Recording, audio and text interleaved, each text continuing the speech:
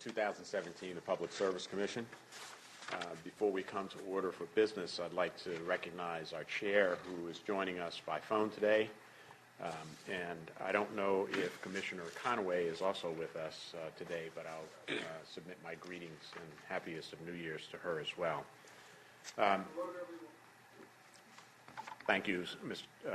Chairman. Everyone is poised to get started. So the first item on the agenda is the reading of the minutes. Has either commissioner an opportunity to both read the minutes, any comments, questions, or concerns? I have a correction on the bottom of page 6. Under director's comments, this is the word interconnection. Just correct that. TJM interconnection.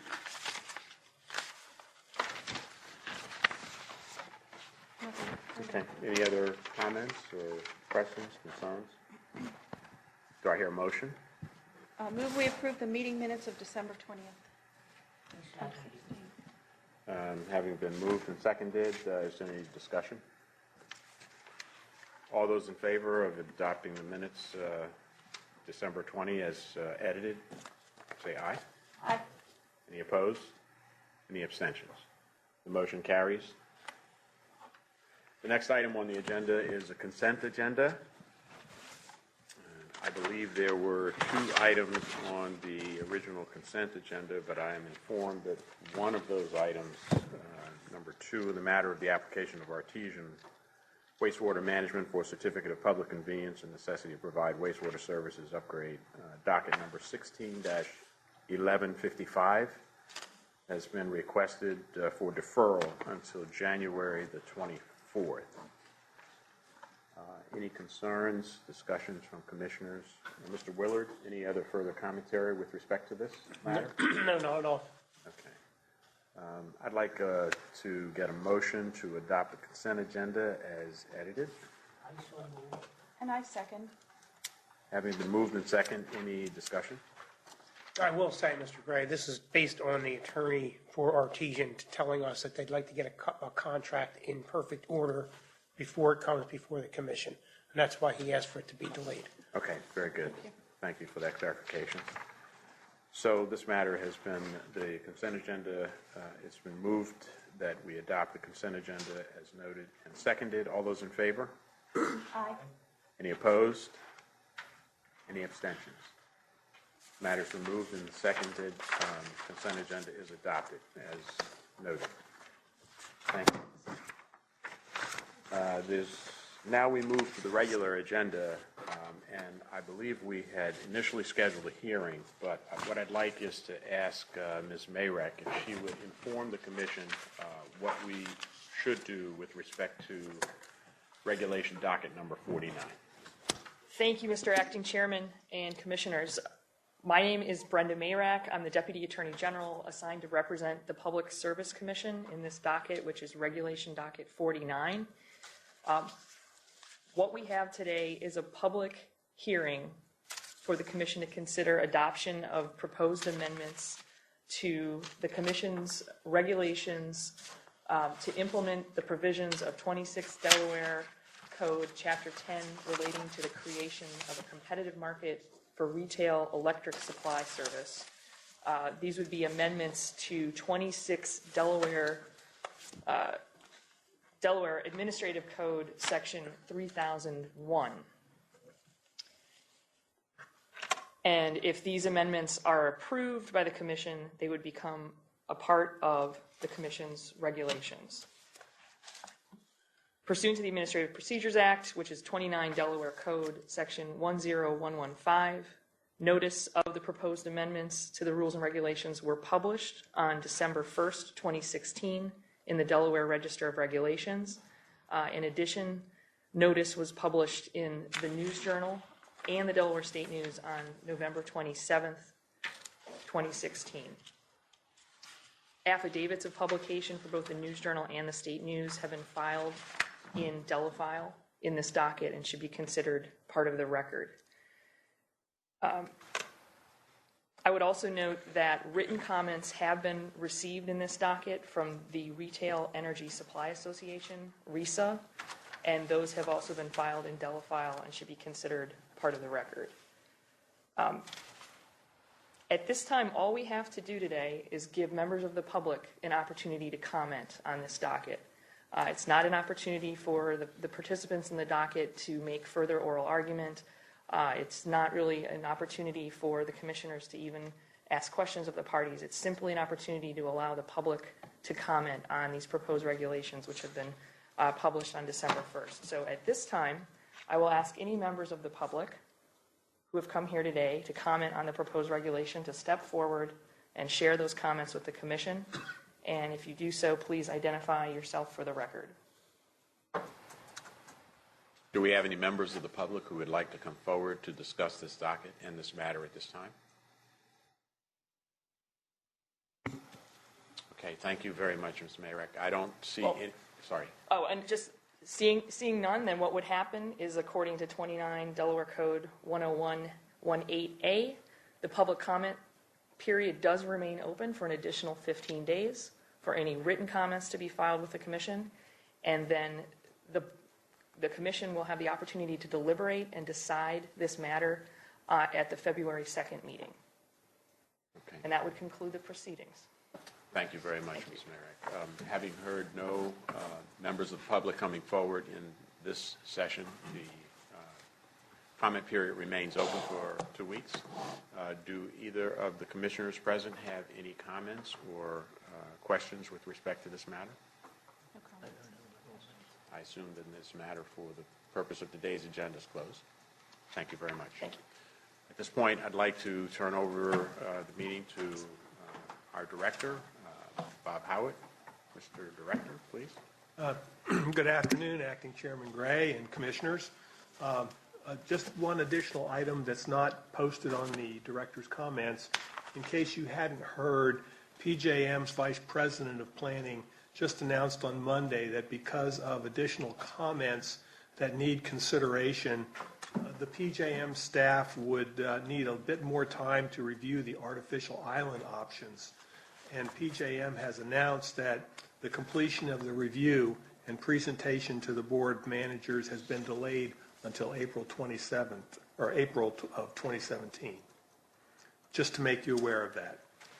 In our efforts to try and keep up on federal energy issues, I am asking Mr. DeLosa to brief the Commission on a recent FERC notice of proposed rulemaking. Good afternoon, Acting Chair and Commissioners. Chairman Winslow on the phone, and I think John from sunny Florida. I'd like to give the Commission this afternoon a summary of FERC Notice of Proposed Rulemaking in RM 1623, which was issued on November 17th, 2016. This NOPR is entitled Proposing Reforms to Remove Barriers to the Participation of Electric Storage Resources and Distributed Energy Resource Aggregations in the Organized Wholesale Markets. So essentially this NOPR focuses on two issues. Each is a unique participation model for a different type of resource. One is electricity storage, essentially batteries, and the other is a distributed energy resource aggregators, which is essentially any collection of distributed energy resources attached to the distribution grid. Also included in the NOPR were two interesting components directly related to the major points of the NOPR. One is exclusion of customers engaged in any retail compensation program from eligibility to participate in the wholesale markets. That would include net energy metering or any retail demand response program. Those customers would be precluded from participation in the wholesale markets. And the last interesting component is the Commission requested comment regarding communications between the RTO, which in our case would be PJM, and the distribution utility, which would be Delmarva Power, regarding new aggregations or ongoing operational coordination. For your information, comments in this matter are due February 13th. Staff generally supports the NOPR and would note the following issues. We would also recommend filing comments to reflect the following positions. So, first, Staff supports the NOPR's exclusion of net energy metering customers and other customers that are involved in a retail compensation program. The NOPR makes clear that there should be no duplication of compensation for these customers. Staff views this as a bright line jurisdictional test on which further issues of jurisdictional thorniness can be resolved going forward. Without such a bright line test, staff has concerns regarding mingling of electrons. Mr. Farber, in his previous job, engaged in a case with what's called mingling of electrons. This case involved Florida Power Corporation, where the Federal Power Commission seized jurisdiction over a essentially state electricity company because at the border of Florida, these electrons commingled, and therefore the Federal Power Commission, which turned into FERC, exerted their jurisdiction over Florida Power and Light. And that case, I believe, went all the way to the Supreme Court. So staff has concerns regarding mingling of electrons and FERC's potential jurisdictional grabs going forward. So in order to effectuate this bright line test, staff is going to advocate for a separate meter for retail transactions and any wholesale transactions. What this would essentially bring about is a paradigm where all of the retail transactions can be done with one meter and all of the wholesale transactions can be done with another in order to alleviate any jurisdictional concerns. The wholesale meter would certainly handle all of the wholesale transactions, anything that would be going to the PJM markets, and the retail meter would be able to allow the retail rate authority, which would be the commission, to retain jurisdiction over its retail programs. The last issue that staff is going to advocate is that in addition to the communication that is required between regional transmission operators and local distribution utilities, we're going to request that that communication also be opened up to the relevant retail regulatory rate authority, which would be the commission and staff, such that the commission and its staff can ensure that there are no duplications of compensation. Staff believes that it is the commission and staff's job to ensure that this bright line test of not allowing multiple revenue streams to be implemented. And we feel that the easiest way to do this is to ask the commission to share that information, the Federal Energy Regulatory Commission, to share that information with us so that we can verify those aggregations. The last thing I would point out is that the National Association of Regulatory Utility Commissioners is currently organizing comments. Some of our positions may be inconsistent with NARUC's positions. I have a little more information if that interests the commission. Lastly, we would respectfully request that the commission authorize filing comments in accordance with the positions that I've just laid out. And I would also note that there may be opportunities to sign on to comments with individual states as opposed to the National Association. With that, if you have any questions, I'd be more than happy to answer them.